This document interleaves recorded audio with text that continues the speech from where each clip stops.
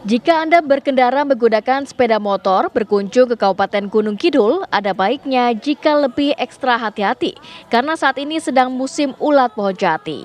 Seperti yang terlihat di video amatir ini, pengendara berusaha menghindari dari ulat yang sedang turun dari pohon jati.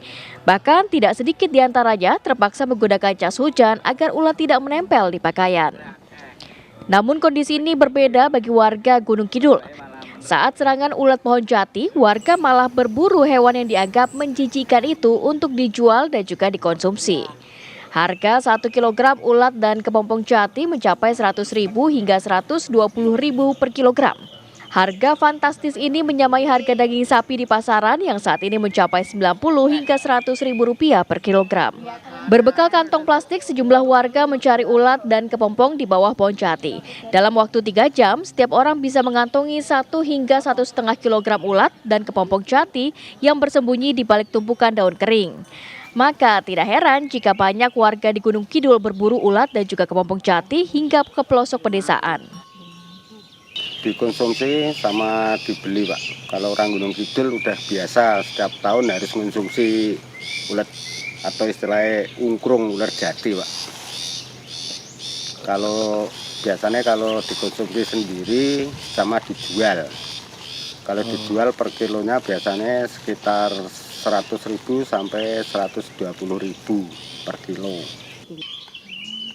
Bagi warga Gunung Kidul, mengkonsumsi kepompong ulat jati sudah terbiasa. Bahkan saat musim ulat jati tiba, sebagian warga menjual masakan ulat jati sebagai kuliner yang dijual kepada warga dan juga wisatawan.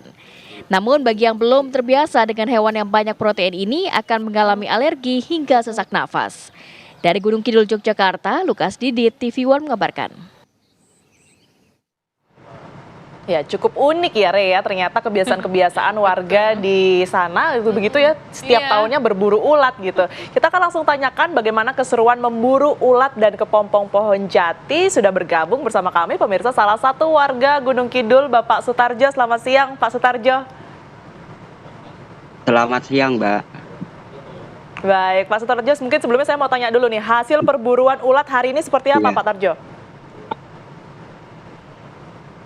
Hasilnya ya belum terlalu banyak ya, Mbak.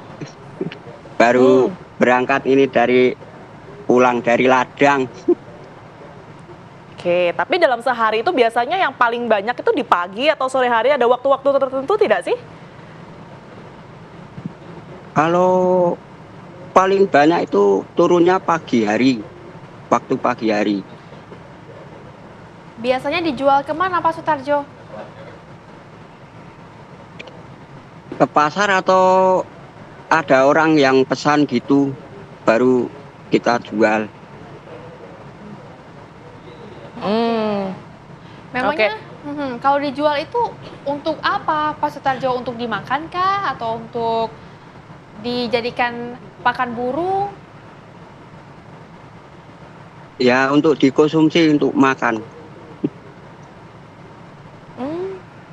Dikonsumsi. Dimakan. Saya jadi penasaran rasanya Iya, ya. nih, Re. Gimana sih, Pak, rasa Ya, ulet itu, Pak, kalau sudah diolah gitu ya? iya. Kayak belalang Enak, nggak Pak. beda-beda jauh. Khas Gunung Kidul juga ya, Pak, ya, kalau belalang. Iya. Biasanya dimasak Iya. apa, Pak Sutarjo? Mungkin kebanyakan ada yang digoreng atau dibacem. Oke. Nah, Pak, ini tuh berarti setiap tahun ya, di setiap pergantian musim itu akan selalu ada ulat-ulat yang berjatuhan. Memangnya di daerah sana nih, atau mungkin di daerah sekitar rumahnya Pak Sutarjo ya, ini cukup banyak pohon jati ya, Pak, ya, berarti? Banyak sekali. Mayoritas pohon jati di daerah Gunung Kidul. Pak Sutarjo mungkin bisa dijelaskan ini bedanya ulat jati dengan ulat yang biasa ini apa Pak Sutarjo? Kalau ulat jati itu musiman datangnya. Jadi kalau seperti ulat-ulat lain itu enggak begitu menarik untuk dikonsumsi. Baik, Pak Sutarjo, tapi kalau mungkin sebagian orang lihatnya geli gitu ya karena takut gatel dan lain sebagainya. Sebenarnya tapi kalau dipegang tersentuh dengan kulit itu ada apa ya? Rasa gatal gitu nggak sih Pak yang akan dirasakan oleh mereka yang memegang ini? Nggak ada rasa gatal, cuma rasa geli aja.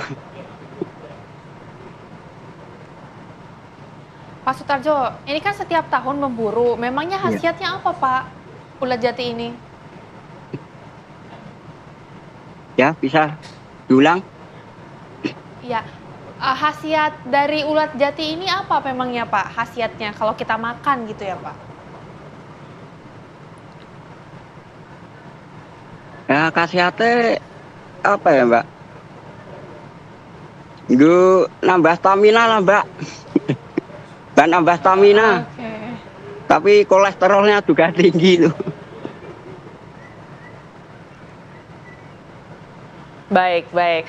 Pak, tadi kan Pak Sutarjo bilang kalau ini tuh setiap tahun pasti ada yang memburu ulat jati begitu ya. Nah, tahu nggak, ini warga sekitar aja kah? Atau bahkan ada yang dari luar kota jauh-jauh datang untuk hanya berburu ulat jati ini, Pak Tarjo?